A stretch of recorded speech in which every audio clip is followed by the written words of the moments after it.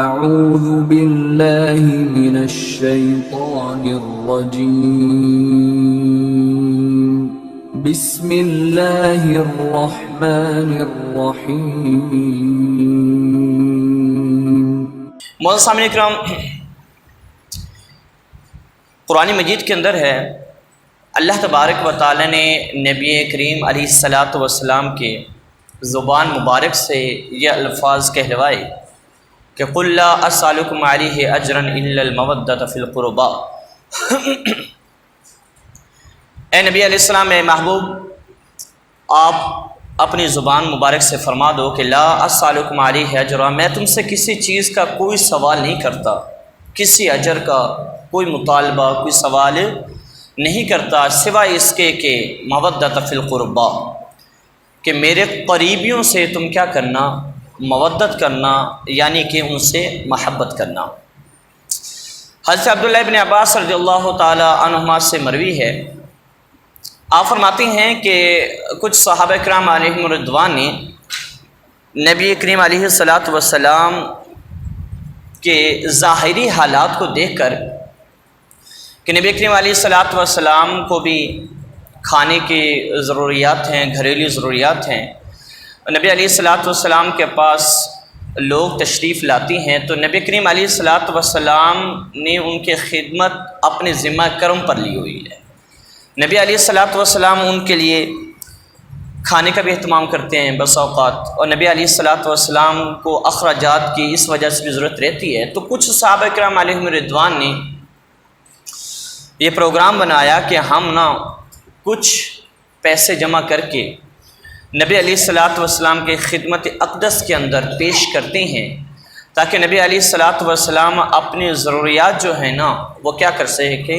پوری کر سکے، کیونکہ وہ سوچتے تھے کہ بظاہر نبی کریم علیہ الصلاۃ والسلام کا کوئی ذریعہ آمدن نہیں ہے اور مالی معاملات اس طریقے سے مضبوط نہیں ہیں، تو انہوں نے یہ پروگرام کیا۔ تو اب اس کے بعد جب انہوں نے کچھ پیسے جمع کر لیے تو بڑا مسئلہ یہ تھا کہ نبی کریم علیہ الصلاۃ والسلام کی خدمت اقدس کے اندر ان پیسوں کو لے کر حاضر کون ہوگا، پیش کون کرنے جائے گا، کیونکہ وہ مالک کونین ہے۔ نبی علیہ الصلاۃ والسلام کا در وہ در ہے کہ جہاں پر جو خالی جھولیاں آیا وہ بھر بھر کے گیا ہے، اور نبی کریم علیہ الصلاۃ والسلام کا وہ در ہے کہ یہاں پر شہنشاہ بھی مانگنے کے لیے آتے ہیں، اور نبی کریم علیہ الصلاۃ والسلام کی ذات وہ ہے کہ خود ہی بھیک دیں اور خود ہی کہے منگتوں کا بھلا ہو۔ یہ میرے آقا علیہ السلام کی شان ہے کہ میرے کریم آقا علیہ السلام کا در تو وہ ہے جہاں سے کل کائنات کھاتی ہے، اور ساروں کو یہاں پر جو چاہے وہ ملتا ہے۔ یہ میرے محبوب علیہ السلام کی شان ہے۔ اچھا، مجھے اسی پہ ایک بات یاد آ گئی، وہ میں ضرور یہاں پر ابھی یہاں پر وہ ضرور کرنا چاہوں گا کہ ایک یہودی کا بچہ تھا، یہودی کا بچہ، اس کا باپ وصال کر گیا، امیر تھے، لیکن جب باپ وصال کر گیا، اس کا باپ کا انتقال ہوا، تو امیری سے غریبی کا سفر شروع ہو گیا۔ یہ حالات یہاں تک آ گئے کہ غربت میں اس قدر وہ پس گئے کہ اس کی والدہ کے لیے جوڑا کپڑے کا پہننے کے لیے بھی نہیں تھا۔ ایک کپڑے کا جوڑا جو جگہ جگہ سے پھٹا ہوا تھا، اور اس نے ماں کو دیکھا تو دیکھ کرنا برداشت نہ ہوا، اس نے کہا کہ میں اپنے چچا کے پاس جاؤں گا اور چچا کے پاس جا کر چچا سے کہوں گا کہ چچا مجھے جوڑا دے، کپڑے دے، میری تو خیر ہے لیکن میری ماں کا جسم جو ہے وہ جگہ جگہ سے نظر آتا ہے، تو یہ مجھے برداشت نہیں ہوتا۔ وہ اپنی ماں کی حالت دیکھ کر ماں نے روکا کہ نہیں، چچا کے پاس نہ جا۔ غربت وہ چیز ہے کہ جس میں ہر کوئی ساتھ چھوڑ دیتا ہے۔ ماں نے روکا لیکن بچہ چلا گیا چچا کے پاس، اور چچا کا دروازہ کھٹکھٹا کر کہنے لگا، چچا جان ہم غریب ہو چکے ہیں، میری والدہ غریب ہو چکی ہے، میری والدہ کے پاس پہننے کے لیے جوڑا نہیں ہے، ایک ہی جوڑا ہے اور وہ جگہ جگہ سے پھٹا ہوا ہے، چچا تو مہربانی کر، تو رحم کر اور ایسا کر کے مجھے ایک جوڑا دے تاکہ میں اپنی ماں کو پہنا سکوں۔ چچا نے اس کو ڈانٹ کر، اس کو جھڑک کر اور ڈانٹا جب بچے کو، تو وہ بچہ روتا ہوا اپنی ماں کے پاس آ رہا تھا، تو راستے کے اندر ایک شخص نے اس کو دیکھا اور پوچھا، بیٹے کہاں سے آ رہا ہے، کہاں جا رہا ہے؟ اس نے اپنی ساری داستان سنائی، رداس سنائی اس کو ساری۔ جب اس نے سنی، اس نے کہا کہ میرا چچا اس کے پاس گیا کپڑے لینے کے لیے، میرے چچا نے مجھے کپڑا نہیں دیا تو میں واپس اپنی ماں کے پاس روتا ہوا جا رہا ہوں. میری ماں کی حالت یہ ہے کہ ایک ہی کپڑا اور جگہ جگہ سے پھٹ چکا ہے. وہ کہنے لگا تجھے ایک ایسا ڈر نہ بتاؤں، تجھے ایک ایسا ڈر نہ بتاؤں کہ اس در پر اگر غیر بھی گیا ہے تو وہ خالی نہیں آیا ہے. انہوں نے کہا بتاؤ کون سا در ہے؟ کہہ رہا در تو بتاتا ہوں لیکن وہ نبی ہے مسلمانوں کا اور نبی ہے وہ مومنین کا، اور تو اس در پر جانا تو صحیح لیکن پہلے ماں سے پوچھ کر جانا، تیری ماں اجازت دے تو پھر اس در پر جانا. اس کا بتاؤ تو صحیح. کہہ نبی علیہ السلام وہ سین حرم کے اندر بیٹھے ہوں گے، وہ سین حرم کے اندر، اور ان کی بارگاہ ایسی بارگاہ ہے جو چاہو مانگ لو وہ سب عطا کر دیتے ہیں. بظاہر کچھ بھی نہیں ہے لیکن جو مانگنے کے لیے آتا ہے مالک کونین ہے، وہ پاس کچھ رکھتے نہیں. دو جہاں کی نعمتیں ہیں ان کے خالی ہاتھ ہیں. بیٹا ماں کے پاس گیا، ماں چچا نے دوڑا دیا، چچا نے ڈانٹا، چچا نے پریشان کیا اور چچا نے پہننے کے لیے کپڑا نہیں دیا. میں واپس آ رہا تھا، ایک شخص راستے میں ملا ہے اور اس نے مجھے پتہ بتایا ہے مومنوں کے نبی علیہ السلام کا، مسلمانوں کے نبی کا. اے ماں مجھے اجازت دے کہ میں اس نبی علیہ السلام کے پاس جا کر تیرے لیے کپڑے لا سکوں. ماں کہنے لگی بیٹا وہ نبی ایسا ہے کہ اس کو جو دیکھ لیتا ہے تو وہ کیا کرتا ہے؟ کلمہ پڑھ کے مسلمان ہو جاتا ہے. وہ نبی ایسا ہے، وہ ایسے نبی علیہ السلام ہے کہ ان کے پاس اگر تو گیا تو مجھے ڈر یہ ہے کہ تیرا پہلا دین چلا جائے گا تو اس دین کو قبول کر لے گا. بیٹا کہنے لگا ماں مجھے جانے دو، جا کر کپڑے کی بات بعد میں کروں گا، پہلے یہی بات کروں گا کہ کپڑے دینے ہیں تو دیں لیکن میں تیرا دین قبول. بچہ تھا بچہ. ماں نے اجازت دی، گیا نبی علیہ السلام کے پاس. نبی علیہ السلام میرے آقا سین حرم کے اندر تشریف فرما ہے. کریم آقا علیہ السلام جب وہاں تشریف فرما ہے نا تو کریم آقا علیہ السلام کی بارگاہ میں وہ بچہ حاضر ہوا اور جا کر ہی کہنے لگا کہ میں ایک حاجت سے آیا ہوں اور بات پہلے بتا دوں، آپ میری حاجت پوری کرنا چاہیں تو کر دیں لیکن میں پہلے بتا دوں کہ آپ کا دین قبول. میرے کریم آقا علیہ السلام مسکرایا. میرے آقا فرمانے لگے بچے بات تو بتا، بات کیا ہے؟ حاجت کیا؟ اپنی حاجت تو بتا، تو حاجت کیا رکھتا ہے؟ اس نے کہا میری حاجت یہ ہے کہ میری ماں کے جگہ جگہ سے کپڑے پھٹ چکے ہیں، ایک جوڑا ہے، ہم امیر تھے غریب ہو گئے. چچا کے پاس گیا، چچا نے دوڑا دیا، چچا نے پریشان کیا، ڈانٹا، روتا ہوا میں جا رہا تھا اپنے گھر تو راستے میں کسی نے آپ کا پتہ بتایا ہے کہ اس نبی علیہ السلام کے پاس چلا جا، وہ تیری حاجت پوری کریں گے، تمنا پوری کریں گے. میں آپ کے پاس کپڑے لینے کے لیے آیا ہوں لیکن پہلے بتا دوں آپ کا دین قبول نہیں کروں گا. میرے کریم آقا علیہ السلام دوبارہ مسکرائے اور میرے آقا نے اپنی چادر اتار کر اس بچے کے کندھوں کے اوپر ڈال دی. وہ چادر جا تو اپنی ماں کا جسم ڈھانپ، یہ باتیں بات کی ہیں تو اپنی ماں کا جسم ڈھانپ. وہ دوڑا، خوشی کی انتہا نہیں ہے کہ چچا نے دوڑا دیا تھا لیکن کپڑا نبی علیہ السلام نے دیا. وہ گیا، سیدھا گیا ماں کے پاس اور ماں کو کپڑا دیا. ماں نے پوچھا بیٹا دین تو بدل کر نہیں آ گیا؟ نہیں اماں دین بدل کر نہیں آیا، میں نے پہلے کہہ دیا تھا کپڑا دینا ہے تو دے لیکن تیرا دین بدلوں گا نہیں. اب ماں نے جب دیکھا نا کپڑا اور ماں نے جب کپڑا اوڑھا تو اللہ تبارک و تعالی نے دل کی دنیا بدل دی اس کی. اب جو ماں بچے کو منع کر رہی تھی کہ تو نے اس کا کلمہ نہیں پڑھنا، وہی ماں کہہ رہی ہے بیٹا تجھے پتہ نہیں، تو چچا کے پاس گیا، تو رشتہ دار کے پاس گیا، اس نے تجھے دوڑا دیا، تجھے پریشان کیا، ڈانٹا اور کپڑا نہیں دیا، اور تو اس نبی کے پاس گیا ہے، اس نے تجھے کپڑا دے دیا ہے، تو ایسے نبی کا کلمہ پڑھ کر مسلمان ہونا چاہیے. ایسے نبی کا کلمہ پڑھنا. آپ سوچو، بیٹے کو کہنے لگی بیٹا میرے بچے سوچ، جو نبی غیروں کا اتنا خیال رکھتا ہو وہ اپنوں کا کتنا خیال رکھتا ہوگا. جو غیروں پر اتنا مہربان ہو وہ اپنوں پر کتنا مہربان ہوگا. تو یہ در مصطفیٰ ایسا در ہے کہ جہاں پر غیر بھی خالی ہاتھ جایا نہیں کرتے ہیں. میرے آقا کا وہ در تھا. لیکن صحابہ کرام نے ظاہری حالات کو دیکھا تو چیلنج یہ تھا کہ میرے آقا کی بارگاہ میں کیسے جا کر یہ نذرانہ پیش کریں، میرے آقا علیہ السلام کی بارگاہ میں جا کر یہ اپنا ہدیہ کیسے پیش کریں. تو طے یہ پایا کہ حضرت عباس رضی اللہ تعالی عنہ ان کی ڈیوٹی لگاتے ہیں، وہ میرے آقا کی بارگاہ میں یہ نذرانہ پیش کرتے تھے. وہ گیا اور گھبرا بھی رہے تھے کہ کریم آقا کیا فرمائیں. ابھی وہ میرے کریم آقا علیہ السلام کی بارگاہ میں پیسے لے کر حاضر ہی ہوئے ہیں تو آقا علیہ السلام کی بارگاہ میں ساری بات رکھی عبداللہ ابن حضرت عباس رضی اللہ تعالی عنہ نے.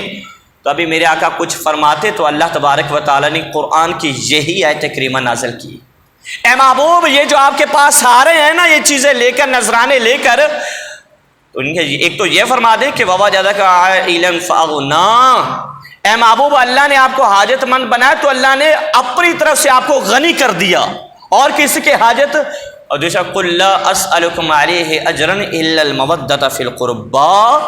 اے محبوب انہیں فرما دو کہ اللہ تبارک و تعالیٰ کی فضل سے اور اس کی رحمت سے میں تم سے کسی چیز کا سوال نہیں کرتا, فقط اتنا سوال ہے اور اتنا مطالبہ ہے کہ میری آل سے محبت کرنا. کس سے محبت کرنا؟ میری آل سے محبت کرنا. اور میرے محبوب علیہ السلام کے حدیث پاک روح البیان کے اندر کریم آقا علیہ السلام نے فرمایا کہ وَمَن مَّاتَ عَلَىٰ حُبِّ آلِ مُحَمَّدٍ صلی اللہ تعالیٰ علیہ وسلم مَاتَ مُؤْمِنًا. اور دوسرے الفاظ ہیں وَمَن مَّاتَ عَلَىٰ حُبِّ آلِ مُحَمَّدٍ صلی اللہ تعالیٰ علیہ وسلم مَاتَ شہیدًا. جو کریم آقا علیہ السلام کی آل کی محبت پر, حضور کی آل کی محبت میں جینا مرنا سیکھتا ہے اور اس کا وصال بھی اسی پر ہوتا ہے, میرے آقا نے فرمایا کہ اس کا حشر کل شہیدوں کے ساتھ ہوگا. وہ شہیدوں کے صف کے اندر کھڑا ہوگا اور اس دنیا سے اس وقت تک جائے گا نہیں مات مؤمنن, جب تک اللہ اسے کلمہ نصیب نہ فرماتے. وَمَن مَّاتَ عَلَىٰ حُبِّ آلِ مُحَمَّدٍ صلی اللہ علیہ وسلم مَاتَ مُؤْمِنًا. جان اس وقت نکلے گی جب لب پر کلمہ جاری ہوگا, لا الہ الا اللہ محمد رسول اللہ ہوگا. اور میرے کریم آقا علیہ السلام کی دوسری بھی حدیث پاک ہے وَمَن مَّاتَ عَلَىٰ بُغْضِ آلِ مُحَمَّدٍ وَمَن مَّاتَ عَلَىٰ بُغْضِ آلِ مُحَمَّدٍ صلی اللہ تعالی علیہ وسلم مَاتَ کافرًا. جس نے آل رسول سے بغض رکھا, یاد رکھنا اس کے مرتے وقت کلمہ نصیب نہیں ہوگا. میں لفظی معنی نہیں کر رہا, بامحاورہ کر رہا ہوں, تقریر آپ کو بھی سمجھ آئے کہ جو آل محمد اور نبی کریم علیہ السلام کے اہل بیت سے بغض کی حالت کے اندر اس دنیا سے جائے گا اسے ماتا کافرن کلمہ نصیب نہیں ہوگا. اور دوسری حدیث پاک سنیں, میرے کریم آقا علیہ السلام نے فرمایا محبوب علیہ السلام نے کہ حرمت الجنت علی من ظلم اہل بیتی. میرے کریم آقا نے فرمایا کہ جس بندے نے میری آل پر ظلم کیا اللہ اسے جنت کبھی نہیں عطا کرے گا. حرمت الجنہ, جنت اس کے لیے کیا ہو گئی؟ مزے کی بات بتاؤں, میرے آقا نے فرمایا کہ جو حسین سے محبت کرے نا, اس نے محبت حسین سے کی ہے, حقیقت میں اس نے مجھ سے محبت کی ہے. حسین علیہ السلام کی محبت, حضرت حسین رضی اللہ تعالیٰ عنہ کی محبت کیا ہے؟ میری محبت ہے. اور جس نے حسین سے دشمنی رکھی اس نے مجھ سے دشمنی رکھی, اور جس نے حسین سے لڑائی کی اس نے مجھ سے لڑائی کی, اور جس نے حضرت حسین رضی اللہ تعالیٰ عنہ سے صلح کی نا اس نے مجھ سے صلح کی. اور میرے آقا علیہ السلام نے فرمایا کہ جس نے ان کو غضبناک کیا حقیقت میں اس نے مجھے غضبناک کیا, اور جس نے مجھے غضبناک کیا حقیقت میں اس نے رب کو غضبناک کیا, اور جس نے رب کو غضبناک کیا اس کا ٹھکانہ جہنم. اور پھر میرے آقا نے فرمایا, آگے بھی فرمایا میرے کریم آقا علیہ السلام نے, حسین منی و انا من حسین احب اللہ من احب حسینا. میرے آقا نے فرمایا کہ حسین مجھ سے ہے اور میں کس سے ہوں؟ حسین سے ہوں. اور جس نے حسین سے محبت کی احب اللہ من احب حسینا, فرمایا کہ جس نے حسین سے محبت کی حقیقت میں اس نے اللہ سے محبت کی ہے, اور جس نے اللہ سے محبت کی اس کا ٹھکانہ کیا ہوا؟ کبھی کبھی بندہ کتاب پڑھتا ہوا نا, کوئی ایسی بات آ جاتی ہے روح روشن ہو جاتی ہے, ایمان تازہ ہو جاتا ہے, اور روح میں وجدانی کیفیت طاری ہو جاتی ہے کہ کیا بات ہے. اللہ تبارک و تعالیٰ نے آل رسول کو کیا مقام اور کیا مرتبہ عطا کی ہے. کیوں؟ میرے آقا علیہ السلام نے فرمایا کہ جس نے حسین سے محبت کی نا اس نے حقیقت میں کس سے محبت کی؟ مجھ سے محبت کی. اور یاد رکھے جو حضرت حسین رضی اللہ تعالی عنہ سے محبت کرتا ہے نا, میرے آقا بھی اس سے محبت کرتے ہیں. بڑی کمال کی بات پڑھنے کو ملی. سنیں, میرے آقا علیہ السلام گلی کے اندر تشریف لے جا رہے ہیں, گلی کے اندر, اور گلی میں بچے بھی کھیلتے ہیں. میرے آقا علیہ السلام نے دیکھا کہ کچھ بچے کھیل رہے ہیں اور کچھ بچے کھیل رہے ہیں، تو میرے کریم آقا علیہ السلام ان کی مجلس کے قریب گئے، ان کے میدان کے قریب گئے، ان کی جگہ کے قریب گئے، تو کریم آقا نے ایک بچے کو اٹھایا، اس کا ماتھا چوما میرے آقا علیہ السلام، اسے پیار کیا اور اپنی گود کے اندر بٹھا لیا، تھوڑی دیر بٹھائے رکھا اور پھر اسے جانے دیا۔ عرض کی یا رسول اللہ صلی اللہ تعالی وسلم، اس بچے کو اتنا پیار کرنے کی وجہ کیا ہے؟ یا رسول اللہ اس کو اتنا پیار کیسے ملا؟ اتنا پیار کیسے ملا کہ آپ نے رک کر اس بچے کو گود میں بھی اٹھایا، اس سے پیار بھی کیا، اس کو کافی دیر تک اپنے پاس بھی رکھا؟ یا رسول اللہ بتائے تو اسے وجہ بڑی پیاری اس کے پیچھے، یا رسول اللہ بتائیں کیا وجہ ہے؟ میرے آقا نے فرمایا وجہ اس کی یہ ہے، سنو کہ میں نے دیکھا کہ یہی بچہ ایک دن میرے حسین کے ساتھ کھیل رہا تھا، میرے نواسے کے ساتھ یہی بچہ کھیل رہا تھا، میرے نواسے حسین رضی اللہ تعالی عنہ کے ساتھ۔ پھر یا رسول اللہ، میرے آقا نے فرمایا کہ میں نے یہ منظر دیکھا کہ جس جگہ میرے حسین کے قدم پڑتے ہیں نا، اسی جگہ سے یہ بچہ مٹی اٹھا لیتا ہے۔ اور پھر یا رسول اللہ، میرے آقا نے فرمایا کہ جس جگہ میرے حسین میرے نواسے کے قدم پڑتے ہیں نا، یہ بچہ مٹی اٹھاتا ہے اور اپنے سر کے اوپر ڈال لیتا ہے۔ اس کی یہ ادا مجھے پسند آئی ہے، اس لیے میں اس سے محبت کرتا ہوں۔ یہ حسین سے محبت کرتا ہے اور اس لیے میں کیا کرتا ہوں؟ اس سے محبت کرتا ہوں۔ تو یہ دیکھیں کہ جو میرے کریم آقا علیہ السلام کے نواسوں سے محبت کرے گا، حقیقت میں اسے کس سے محبت نصیب ہوگی؟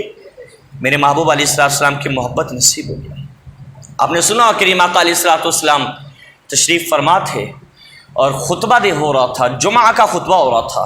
حضرت بریدہ رضی اللہ تعالیٰ عنہ آپ فرماتے ہیں کہ میں نے دیکھا کہ کریم آقا علیہ السلام کے نواسے جب حجرہ سے نکل کر مسجد نبوی کے ناہموار فرش پر چلنا شروع کرتے ہیں نا، تو میرے آقا کی نظر پڑتی ہے، تو میرے آقا خطبہ موقوف کرتے ہوئے نیچے اترتے ہیں اور دونوں کو اٹھا کر ممبر کے اوپر بٹھا لیتے ہیں۔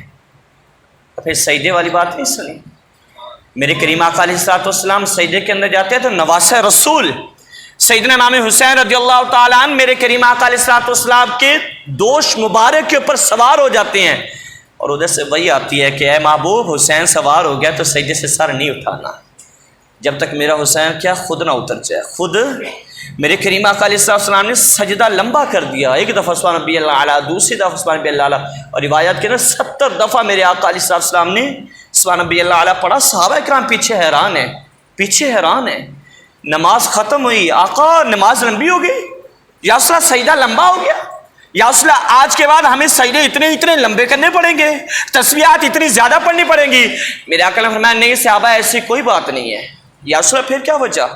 آپ نے سجدہ اتنا لمبا کر دیا۔ میرے آقا نے فرمایا ہاں، اس کی وجہ میرا حسین ہے، میرا نواسہ ہے۔ کیسے یا رسول اللہ؟ میرے آقا علیہ السلام نے فرمایا کہ میرے صحابہ، میرا حسین میرے کندھے کے اوپر حالت سجدہ میں سوار ہوا اور مجھے اچھا نہ لگا، مجھے گوارا نہ ہوا، میں نے برداشت نہ کیا کہ حسین سجدے کی حالت میں سوار رہے اور میں سر اٹھاؤں، میرا حسین گر جائے، مجھے اس کا گرنا پسند نہ آیا، برداشت نہ ہوا، میں نے سجدہ لمبا کر دیا۔ اور پھر میرے کریم آقا علیہ السلام نے حسین کے لیے سجدہ لمبا کیا، پھر حسین نے بھی کربلا کے اندر حق ادا کر دیا اس سجدے کا۔ سیدنا امام حسین رضی اللہ تعالیٰ عنہ نے کربلا کے اندر، کربلا کے میدان میں تپتی ریت کے اوپر اور حالت پیاس کے اندر لب خشک ہو رہے تھے، میرے حسین کو سجدہ کرتے ہوئے چاند نے بھی دیکھا، میرے حسین کو سجدہ کرتے ہوئے سورج نے بھی دیکھا، میرے حسین کو سجدہ کرتے ہوئے ملائکہ نے بھی دیکھا، اور میرے حسین کو سجدہ کرتے ہوئے اہل کربلا نے بھی دیکھا۔ ساروں نے حسین کو سجدہ کرتے تو دیکھا، سجدے سے سر اٹھاتے حسین کو کسی نے نہیں دیکھا۔ اور میرے آقا علیہ السلام کا دین سیدنا امام حسین نے کیا کہا؟ میں اس کی باعث کر سکتا نہیں ہوں، یہ شرابی ہے، یہ زانی ہے، اگر میں نے باعث کر لی تو لوگوں کے لیے جواز بن جائے گا، تو میں یہ جواز بننے، میں دین اسلام کے سر بلندی کے لیے جاؤں گا، اور اسلام کی سر بلندی کے لیے دین کی خاطر جاؤں گا۔ ہاتھ دینا آسان تھا یا سر کٹانا آسان تھا؟ ہاتھ دے دیتے، لیکن نہیں، مثال بن جاتی۔ امام حسین رضی اللہ تعالیٰ نے ہاتھ سر کٹانا پسند کیا لیکن سر جھکانا پسند۔ اور امام حسین رضی اللہ تعالیٰ عنہ نے جب حضرت مسلم بن عقیل رضی اللہ تعالیٰ عنہ کو بھیجا نا، آپ مدینہ سے مکہ کے اندر تشریف لائے، مدینہ سے مکہ کے اندر جب مکہ کے اندر تشریف لائے تو صحابہ کرام علیہم رضوان نے منع کیا کہ ہم آپ کو جانے نہیں دیں گے۔ کوفی لا یوفی ہیں، کوفی اپنے وعدے کو پورا کرتے نہیں ہیں، ہم آپ کو کربلا کے اندر جانے نہیں دیں گے۔ صحابہ کرام علیہم رضوان نے اصرار کیا، امام حسین رضی اللہ تعالیٰ عنہ برابر کہتے رہے کہ میں نے جانا ہے۔ ادھر کوفیوں کا ایک خط آتا ہے، پھر دوسرا آتا ہے، پھر تیسرا آتا ہے، اور خطوں کا تانتا بن جاتا ہے۔ سینکڑوں کی تعداد کے اندر خطوط سیدنا امام حسین رضی اللہ تعالیٰ عنہ کی خدمت میں آتے ہیں۔ کیا کہا جاتا ہے کہ حضور آپ تشریف لائیں، حضور آپ تشریف لائیں، ہم اس کی بیعت کرنا نہیں چاہتے ہیں، ہم یزید کے ہاتھوں میں ہاتھ دینا نہیں چاہتے، آپ نواسہ رسول ہیں، آپ کا حق زیادہ بنتا ہے کہ آپ آئیں، اگر آپ تشریف نہیں لاتے ہم یزید کی بیعت نہیں بھی کریں گے، اور ہماری مثال کیسی ہوگی؟ شتر بے مہار کی طرح ہوگی، آپ آئیں تشریف لائیں۔ تو کوفی لا یوفی صحابہ کرام نے منع کیا، لیکن پھر یہ طے پایا کہ حضرت مسلم بن عقیل رضی اللہ تعالیٰ عنہ کو پہلے بھیجا جائے گا، وہ حالات کا جائزہ لیں گے، اس کے بعد سیدنا امام حسین رضی اللہ تعالیٰ عنہ کو بلایا جائے گا۔ تو حضرت مسلم بن عقیل کے دو بیٹے حضرت محمد اور حضرت ابراہیم رضی اللہ تعالیٰ عنہما، آپ دونوں سے زیادہ پیار کرتے تھے، وہ آپ سے کرتے تھے، آپ نے دونوں بیٹوں کو ساتھ لیا، طے یہ پائے کہ آپ جائیں، اور بیٹی تھی حضرت سکینہ بنت مسلم بن عقیل رضی اللہ تعالیٰ عنہ، اور طے یہ پایا کہ آپ امام حسین رضی اللہ تعالیٰ عنہ کے پاس۔ تو حضرت مسلم بن عقیل گئے نا، تو مختار سقفی کے گھر کے اندر پہلے رکے۔ کیا ہوا؟ کوفی آئے، پہلے دن 12,000 لوگوں نے بیعت کی، تو حضرت مسلم بن عقیل رضی اللہ تعالیٰ عنہ نے دیکھا کہ دوسرے دن 40,000 لوگوں نے بیعت کی، اور جب 40,000 لوگوں نے بیعت کی نا، تو حضرت مسلم بن عقیل رضی اللہ تعالیٰ عنہ نے خط لکھا امام حسین رضی اللہ تعالیٰ عنہ کو، حضور آپ تشریف لے آئیں، حالات تو آپ کے حق کے اندر ہے، حالات تو سازگار ہیں، آپ آئیں، لوگ یہاں پر دھڑا دھڑ میری بیعت کر رہے ہیں، اور لوگوں کا تانتا بنا ہوا ہے، فوج در فوج اور جوک در جوک لوگ آ رہے ہیں۔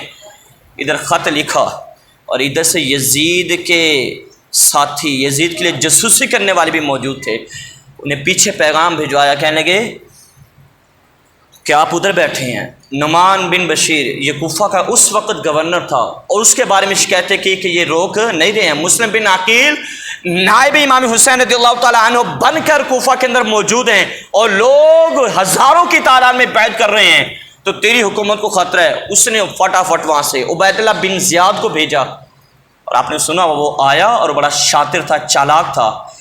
لوگ سیدنا امام حسین رضی اللہ تعالیٰ عنہ کے انتظار کے اندر اسی راستے کے اوپر بیٹھے ہوئے تھے جہاں سے سیدنا امام حسین نے تشریف لانا تھا، کیونکہ حضرت مسلم بن عقیل کا خط پہنچ چکا تھا۔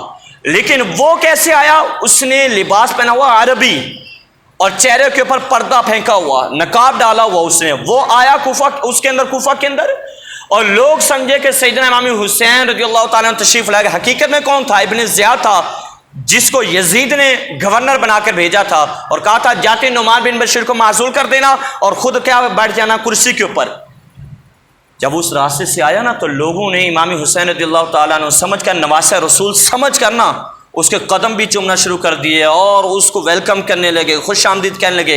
امام مسلم بن عقیل کہنے لگے کہ یہ وہ نہیں ہے، یہ میرے بھائی امام حسین رضی اللہ تعالیٰ عنہ وہ نہیں ہے، اگر وہ ہوتے تو شہزادہ علی اکبر بھی ساتھ ہوتے، شہزادہ علی اصغر بھی ساتھ ہوتے، میری بیٹی بھی ساتھ ہوتی، وہ سارے آتے، لیکن یہ وہ نہیں ہے۔ تو جب سیدھا وہ گورنر ہاؤس کے اندر گیا نا، تو آپ کو پھر بھی اندازہ ہوا کہ یہ وہ کیوں؟ اگر امام حسین ہوتے تو پہلے مسجد کے اندر تشریف لاتے۔ اس نے پہلے جاتے ساری کیا کیا؟ نعمان بن بشیر کو معزول کیا، خود بیٹھ گیا، اور اس نے کوفہ والوں کو راتوں رات اکٹھا کیا، جو بڑے بڑے لوگ تھے، اکٹھا کر کہنے لگا کہ میرا حکم مانو گے تو تمہارا بھلا ہوگا، نہیں تو تمہارے بچوں کو یتیم کر دیا جائے گا، تمہاری بیویوں کو بیوہ کر دیا جائے گا، تمہارے مکانوں کو جلا دیا جائے گا، تمہارے گھر بار کو لوٹ لیا جائے گا، اور تمہاری زندگیوں کا خاتمہ کر دیا جائے گا۔ کوفہ پر ہیبت طاری ہو گئی۔ حضرت امام مسلم بن عقیل رضی اللہ تعالیٰ عنہ 40,000 لوگ ساتھ تھے نا، تو یہ موقع آیا کہ پھر کوئی بھی آپ کے ساتھ کھڑا۔ حضرت امام مسلم بن عقیل، پھر رات کا وقت تھا، جب آپ کو پتہ چلا کہ لوگ میرے خلاف ہو گئے ہیں، تو آپ نے کیا کیا؟ آپ نے اپنے شہزادوں کو نا حضرت شریح قاضی شریح ان کے پاس بھیج دیا، اور خود کہنے لگے کہ میرا کوئی پتہ نہیں ہے لیکن میرے بیٹے کو کسی طریقے سے واپس مدینہ کے اندر پہنچا دینا۔ ہوا یہ کہ حضرت نعمان بن بشیر وہ معزول ہوئے، اس کے بعد ابن زیاد نے دھمکی لگائی سارے، تو اب وقت یہ آ گیا کہ 40,000 لوگ ساتھ تھے۔ اس وقت حضرت امام مسلم بن عقیل رضی اللہ تعالیٰ عنہ کوفہ کی گلیوں کے اندر اور کوفے نے دروازے بند کیے ہوئے ہیں، اور رات کا وقت ہے۔ حضرت مسلم بن عقیل رضی اللہ تعالیٰ عنہ کوفہ کی گلی کے اندر ہیں اور ایک دروازہ دیکھتے ہیں، دوسرا دیکھتے ہیں، تیسرا دیکھتے ہیں، سارے دروازے بند ہیں، اور جب سارے دروازے بند ہیں تو ایک دروازہ کھلا ہوا ہے۔ آپ وہاں جا کر پانی مانگتے ہیں نا تو بڑھیا پانی دیتی ہے، آپ پانی پی کر وہاں بیٹھتے ہیں تھوڑی دیر، بڑھیا کہتے ہیں کہ آپ جاتے کیوں نہیں؟ آپ فرمانے لگے میں جاؤں کس طریقے سے، میرا ٹھکانہ یہاں نہیں ہے۔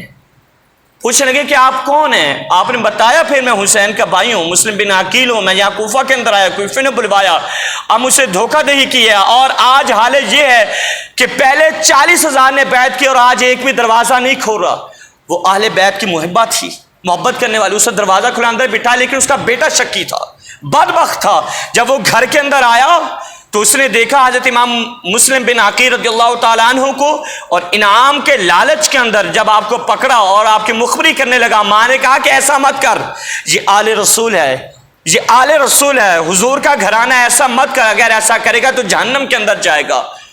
وہ مانا نہیں، تو ماں کہنے لگی اگر مجھے پتا ہوتا کہ تو یہ کام کرے گا تو میں نے اسی دن تیرا گلا گھونٹ دینا تھا جس دن تو کیا ہوا تھا، پیدا ہوا تھا۔ مخبری کی محاصرہ کر لیا گیا۔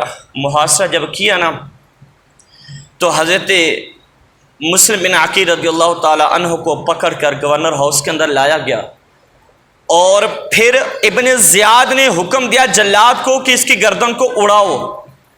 تو جب آپ کی گردن اڑانے لگے نا تو آپ نے کہا تھوڑی دیر ٹھہر جاؤ، رک جاؤ، کیا کہ میری 4 وصیت ہے، اس پر عمل کر لینا، ضرور عمل کر لینا۔ کیا پہلے یہ ہے کہ میں نے کوفہ سے چند لوگوں سے کچھ پیسے لیے ہیں، میرا گھوڑا ہے، اس گھوڑے کو بیچ کر ان لوگوں کے پیسے واپس کر دینا، جب میں مروں تو میرے اوپر قرض کوئی بھی نہ ہو۔ دوسری بات یہ کہ میں نے اپنے بھائی کو خط لکھ دیا ہے کہ وہ آ جائیں کوفہ کے اندر، لیکن تم میرے بھائی کو یہ پیغام پہنچا دو کہ کوفہ میں آنے کی حاجت اب نہیں ہے، کوفی لا یوفی، انہوں نے دھوکہ دیا ہے، اب آپ کوفہ کے اندر۔ تیسری بات یہ ہے کہ جب مجھے شہید کر دو تو میرے لاشے کی بھی حرمتی نہ کرنا، جو راستہ مدینہ شریف کی طرف جاتا ہے اسی راستے کے اوپر میری قبر بنا دینا، مجھے میری بے حرمتی۔ اور چوتھی وصیت یہ ہے کہ میرے چھوٹے 2 بچے ہیں، ایک کا نام ابراہیم ہے، ایک کا نام محمد ہے، میرے بیٹوں کے اوپر رحم کرنا۔ میں جا رہا ہوں، میرے بیٹوں کے پاس اس کی والدہ بھی نہیں ہے، میرے بیٹے یہاں پردیس کے اندر ہیں، تو میرے بیٹوں کے اوپر رحم کرنا، میرے بیٹوں پر ظلم نہ کرنا، میرے بیٹوں کو شہید مت کرنا، میرے بیٹوں کو مدینے کے اندر پہنچا دینا، یہ میری وصیتیں ہیں۔ اس نے وار کیا، اوپر لے جایا گیا، اوپر کر کے وار کیا۔ جب وار کیا تو حضرت مسلم بن عقیل رضی اللہ تعالیٰ عنہ شہید ہوئے، اوپر سے لاشا پھینکا گیا گورنر ہاؤس کی عمارت سے۔ جب پھینکا گیا پھر چوراہے کے اندر سیدنا مسلم بن عقیل رضی اللہ تعالیٰ عنہ کی لاشوں کو لٹکایا گیا، تو میرے حسین وہاں سے چلے ہوئے تھے، اور جب لاشے کو لوگ دیکھتے تو گھروں کے اندر پہلے ہی بند تھے تو لوگ ساتھ چھوڑ گئے۔ ایک شخص کی ملاقات ہوئی جناب امام حسین رضی اللہ تعالیٰ عنہ سے، کہنے لگے حضور آپ نہ جائیں کربلا کے اندر، اب آپ کوفہ کے اندر نہ جائیں۔ کیوں؟ میں ابھی آپ کے بھائی کے لاشے کو بیچ چوراہے لٹکا ہوا دیکھ کر آیا ہوں، لٹکا ہوا، کہ آپ کے بھائی کا لاشا بیچ چوراہے لٹکا ہوا تھا، حالات آپ کے حق کے اندر نہیں ہیں، آپ وہاں نہ جائیں۔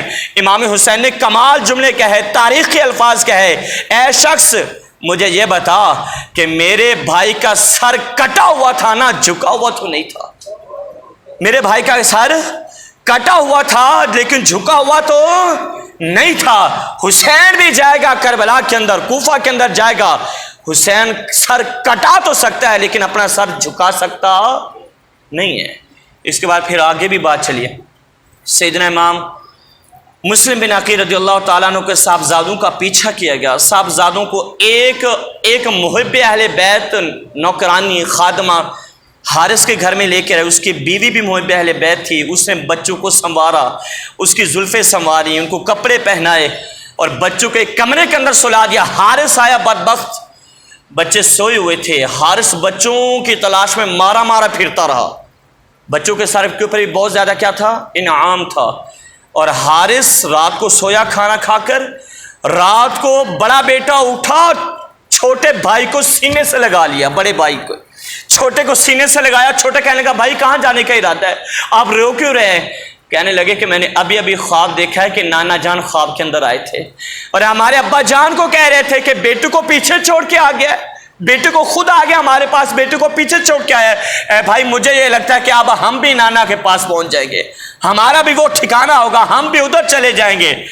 تو بیٹے کیا مسلم بن عقیل کے رونے لگے. حارث نے سنا، وہ آیا، اس کا یہ بچوں کی رونے کی آواز کہاں ہے؟ اس نے بیوی نے بڑا بچانے کی کوشش کی، لیکن اس نے کیا کیا؟ بچوں کو پکڑا، بچوں کے بالوں سے پکڑا، دروازہ کھول کر کہنے لگا کہ میں تجھے ڈھونڈتا رہا اور تم یہاں چھپے ہوئے تھے میرے گھر کے اندر بھی. بڑے بھائی کو لیا، چھوٹے بھائی کو لیا، نہر فرات کے کنارے پر چلا گیا، وہاں جا کر سر قلم کرنے لگا نا چھوٹے کا. تو بڑا بھای آگے آ گیا، کہنے لگا نہیں ایسا نہ کر، میری آنکھوں کے سامنے میرے چھوٹے بھائی کا لاشا مجھے نہ دکھا، اس کا سر قلم نہ کر. کیا کروں؟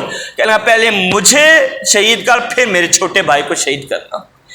اس نے بڑے پر تلوار چلائی، بڑے کا سر کٹا، چھوٹے پر چلائی، چھوٹے کا سر کٹا. سر لے کر جب ابن زیاد کے پاس گیا نا، ابن زیاد نے کہا یہ کیا ہے؟ کہنے لگا یہ ان کے سر ہیں جن کے لیے آپ نے انعام رکھا ہے. کہنے لگا یہ کیا کام کیا؟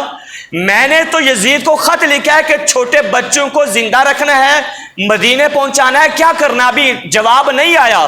اگر اس نے کہہ دیا کہ زندہ لے کر آنا ہے تو پھر میں کیا کروں گا؟ تو ابن زیاد نے کہا کہ کوئی محب اہل بیت یہاں پر ہے، اس کو لے جائے. حارث کو جسے انعام کی لالچ میں کیا کیا؟ اہل بیت کے شہزادوں کو شہید کیا. اس کو نا مقاتل نامی ایک محب اہل بیت تھا، وہ لے کے گیا اور اس نے کہا مجھے اتنی خوشی کبھی نہیں ہوتی جتنی خوشی مجھے اس سے قتل کرنے کے اندر ہے جس نے شہزادوں کیا کیا، اسے بھی کچھ ہاتھ نہ آیا. نہر فرات پر جہاں شہزادوں کو شہید کیا تھا، حارث کو وہاں پر لے جا کر مقاتل نے کیا کر سر قلم کیا اور اس کو واصل جہنم کر دیا. تو یہ پہلا مرحلہ تھا. پہلے شہید جو ہوئے نا حضرت مسلم بن عقیل کو بچانے کے لیے، وہ یہ تھے جن کا نام تھا ہانی رضی اللہ تعالی عنہ، وہ بچاتے ہوئے شہید ہو گئے تھے. باقی بھی قصہ اللہ پاک ہم سب کو عمل کی توفیق نصیب فرمائے. آمین.